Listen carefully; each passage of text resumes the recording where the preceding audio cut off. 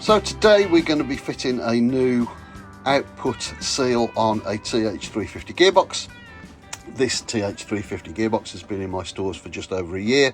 The plan is for it to go into the 86 C10, which has lost reverse. This gearbox has come out of a Chevy Nova, I think, a 70s Chevy Nova. It's a short tail shaft, so I will have to have my prop shaft altered because the one in the truck is obviously a long tail shaft. But today's job is just to change that rear output seal, just to make sure that we don't lose any fluid once it's fitted. Here's the output shaft seal that we're going to change while it's sitting on the bench in the workshop, which is easier than doing it when we're lying underneath the truck. I actually don't know whether or not this has been leaking or not, but I'm going to change it anyway because it's quite a cheap part. There's the new part, came off eBay US via one of my Stackery shipments, cost a couple of dollars. So we just need to get the old one out.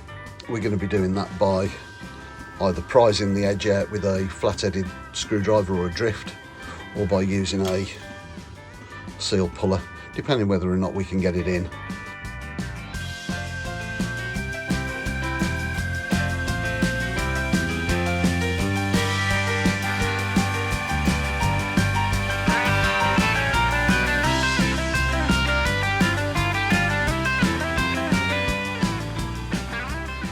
And there it was out, fell on the floor.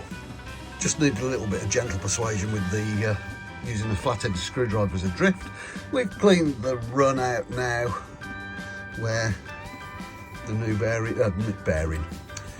the new seal's going to sit.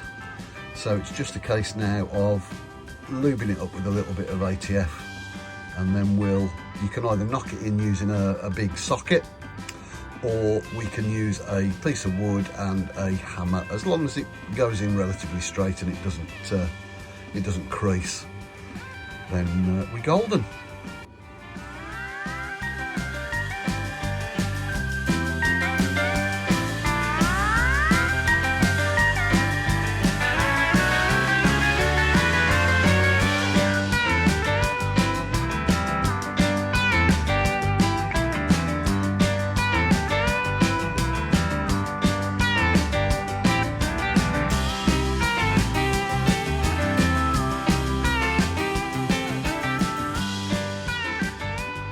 And there's the new seal in.